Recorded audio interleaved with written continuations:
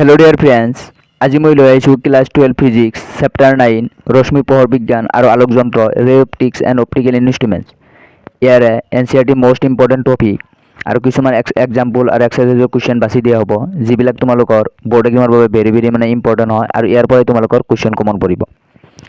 যিখিনি টপিক দিম এইখিনি টপিক মই 10 years previous year question analysis কৰি দিছোঁ। আৰু এটা কথা কৈ লওঁ যে মই HS 2024ত ফিজিক্সৰ থিয়ৰীত 55 মাৰ্ক পাবলৈ সক্ষম হৈছিলোঁ। তোমালোকে মোৰ ওপৰত বিশ্বাস ৰাখিব পাৰা।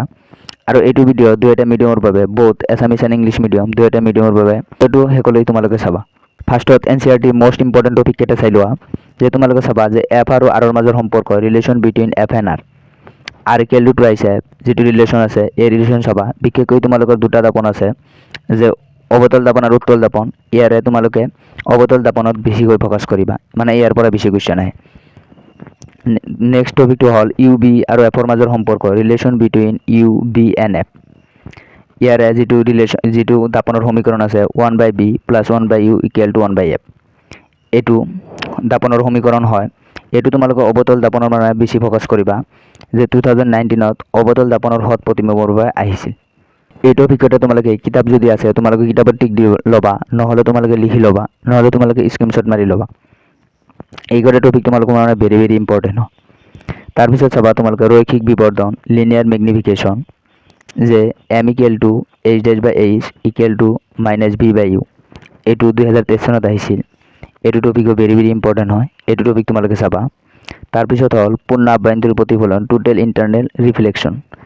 ইয়াৰ পৰা 2022 চনত কুৱেশ্যন আহিছিল। এইটো টপিকো ইম্পৰ্টেণ্ট হয়। নেক্সট হ'ল গোলাকাৰ পৃষ্ঠত প্ৰতিসৰণ, ৰিফ্লেকশ্যন এট স্পেৰিকেল ছাৰ্ফেচ। ইয়াৰে যিটো মানে এক্সপ্ৰেশ্যন আছে এইটো তোমালোকে উলিয়াবা। এইটো তোমালোকৰ 2026 এইবাৰ বৰ্ড এক্সামৰ বাবে ভেৰি ভেৰি ইম্পৰ্টেণ্ট হয়। এইটো নেক্সট টপিক, এইটো তোমালোকৰ বাবে ভেৰি ভেৰি ইম্পৰ্টেণ্ট হয়, যে লেন্সত পোহৰৰ প্ৰতিসৰণ, ৰিফ্লেকশ্যন বাই এ লেন্স। লেন্স প্ৰস্তুতকৰ্তাৰ সমীকৰণ, পাতল লেন্সৰ সমীকৰণ। ইয়াত তোমালোকৰ 5 মাৰ্কৰ কুৱেশ্যন আহিব পাৰে। ইয়াৰ পৰা ইয়াত তোমালোকে মানে লেন্স প্ৰস্তুতকৰ্তাৰ সমীকৰণ আৰু পাতল লেন্সৰ সমীকৰণ এই দুটা পাবা। এই দুটা 5 মাৰ্কৰ কুৱেশ্যন আহিব পাৰে, এই দুটা মিলি। তাৰপিছত হ'ল প্ৰিজমৰ মাজেৰে পোহৰৰ প্ৰতিসৰণ, ৰিফ্লেকশ্যন থ্ৰু এ প্ৰিজম। এইটো তোমালোকৰ ভেৰি ভেৰি ইম্পৰ্টেণ্ট হয়। ইয়াৰ পৰা কুৱেশ্যন সুধি থাকে। ইয়াত তোমালোকে এই দুটা এক্সপ্ৰেশ্যন পাবা, এই দুটা ফৰ্মুলা পাবা। এইটো তোমালোকৰ টোটেল যদি দুয়োটাই দিয়ে 5 মাৰ্কৰ কুৱেশ্যন আহিব, নহ'লে ভাগ কৰি দিয়া থাকিলে তোমালোকৰ ওপৰটোৰ কাৰণে 2 মাৰ্ক আৰু ছেকেণ্ডটোৰ কাৰণে 3 মাৰ্কৰ। আৰু যদি নাহে তোমালোকৰ এই ছেকেণ্ডটোৰ পৰা তোমালোকৰ মানে নিউমেৰিকেলৰ সম্ভাৱনা বেছি। ইয়াৰ 2023তো কুৱেশ্যন আহিছিল, 2024তো কুৱেশ্যন আহিছিল, 2029তো কুৱেশ্যন আহিছিল আৰু 2013তো কুৱেশ্যন আহিছিল। এইকেইটা টপিক, যিকেইটা টপিক দেখাই দিলোঁ এইকেইটা টপিক তোমালোকে ভালকৈ চাবা।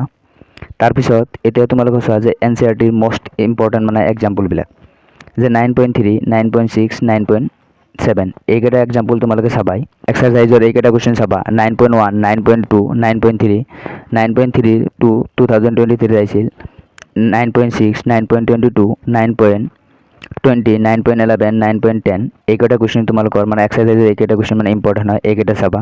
নেক্সট তোমালোকৰ হ'ল যে তোমালোকৰ বৰ্ড এক্সামৰ বাবে ভেৰি ভেৰি ইম্পৰ্টেণ্ট হ'ল PIQ, প্ৰিভিয়াছ ইয়াৰ কুৱেশ্যন। তোমালোকে যিমানে প্ৰিভিয়াছ ইয়াৰ কুৱেশ্যন কৰিবা সিমানে তোমালোকে বৰ্ড এক্সামৰ বাবে মানে মাৰ্কছ ইনক্ৰিজ হ'ব। এতিয়া কম যে তোমালোকে কেনেকৈ পঢ়িবা। ফাৰ্ষ্ট অফ অল তোমালোকে NCERTৰ মষ্ট ইম্পৰ্টেণ্ট টপিকবিলাক চাবা। তাৰপিছত তোমালোকে প্ৰিভিয়াছ ইয়াৰ কুৱেশ্যনবিলাক চাবা। প্ৰিভিয়াছ ইয়াৰ কুৱেশ্যনবিলাক চালে তোমালোকে গম পাবা কেনেকুৱা ধৰণৰ কুৱেশ্যন আহে, কেনেকুৱা ধৰণৰ মানে কুৱেশ্যন আহে। এইটো গম পালে তোমালোকে তেতিয়া এক্সাম্পল আৰু এক্সাৰচাইজৰ কুৱেশ্যনবিলাক চাব পাৰিবা। নহ'লে তোমালোকৰ এক্সাম্পল আৰু এক্সাৰচাইজৰ বহুতো কুৱেশ্যন আছে, সেইখিনি তোমালোকে মানে সকলো কুৱেশ্যন ছল্ভ কৰিব সম্ভৱ নহয়। সেইকাৰণে তোমালোকে প্ৰিভিয়াছ ইয়াৰ কুৱেশ্যন চাবা। প্ৰিভিয়াছ ইয়াৰ কুৱেশ্যন কেনেকুৱা ধৰণৰ কুৱেশ্যন আছে মানে সেইবিলাক চাই তোমালোকে নেক্সট এক্সাম্পল আৰু এক্সাৰচাইজৰ কুৱেশ্যনবিলাক কৰিবা। ফাৰ্ষ্ট অফ অল তোমালোকে টপিক কেইটা চাবা, তাৰপিছত তোমালোকে প্ৰিভিয়াছ ইয়াৰ কুৱেশ্যন চাবা। তোমালোকে যদি টপিক কেইটা আৰু যদি এক্সাৰচাইজ আৰু এক্সাম্পলৰ কুৱেশ্যন নাচাই তোমালোকে যদি প্ৰিভিয়াছ ইয়াৰ কুৱেশ্যন চোৱা তথাপিও হৈ যাব। টপিক কেইটা আৰু প্ৰিভিয়াছ ইয়াৰ কুৱেশ্যন কৰিলে হৈ যাব।